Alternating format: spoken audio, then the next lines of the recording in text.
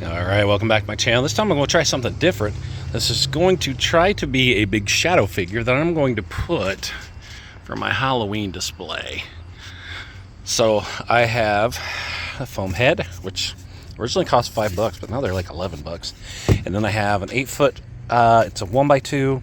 Well, actually it's part of my old bed frame and that works.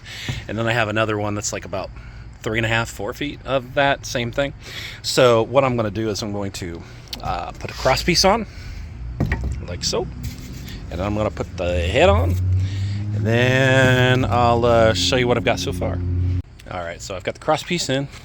Just put a couple of screws in here that don't have to be very big, and then I created a hole in the bottom of the head and then fit it right on top, so it's going to stay.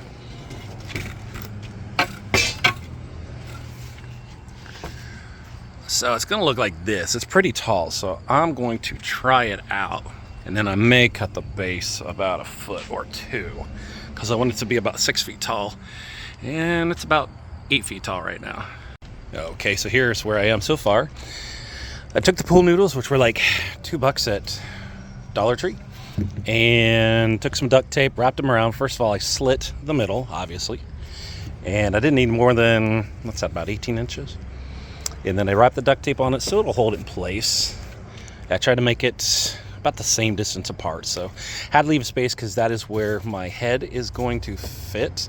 You see what I cut out there? It's going to fit on right there.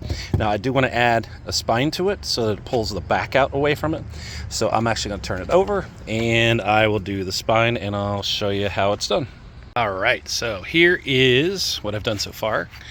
Alright, so I doubled up the shoulders just to give it some mass, duct tape the heck out of it.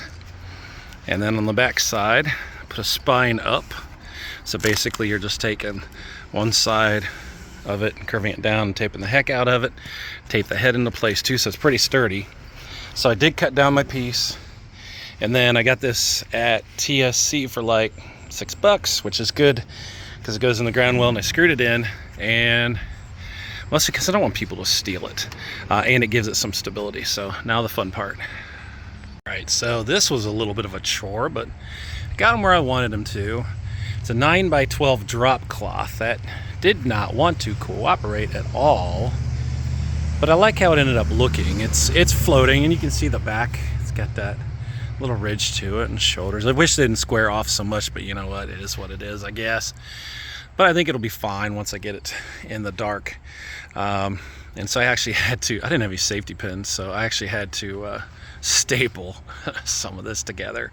So now I'm going to take, for $12, this is a Rust-Oleum truck bed liner. So it's going to go on black, and it's going to basically hold everything in place. So it's a coating. So we'll see how this goes. Wish me some luck.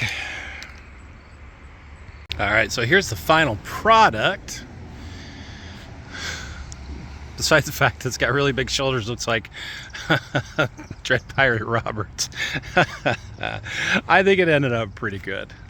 So the truck spray will help your fabric stick together, so be careful you get all of your mitts.